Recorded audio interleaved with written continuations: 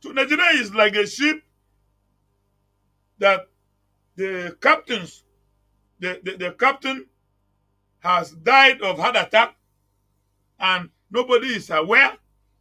So the ship is just navigating on a very turbulent wave going. All the passengers on board are not aware that, oh, the captain is not there again, he's not in control. They're not aware.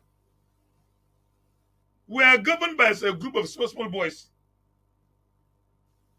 Majority of them have never seen government file. They're the ones who took over and they sealed the place. You can't see the president. However well intended you are, you can't see the president. And unfortunately, leaders of this country are not doing anything. Why would the former leaders of this country, they are alive, they can't come together to talk about this thing? When has this happened? The president does not address the country. They are killing people. They are kidnapping people. Bandit has even attacked the brigade of guards. They have attacked the convoy of the president. No statement.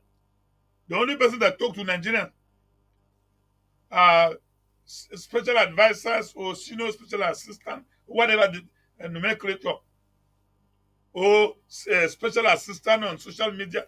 They are the ones who are tweeting, even tweeting on policy issues that is related to the powers of the commander in chief.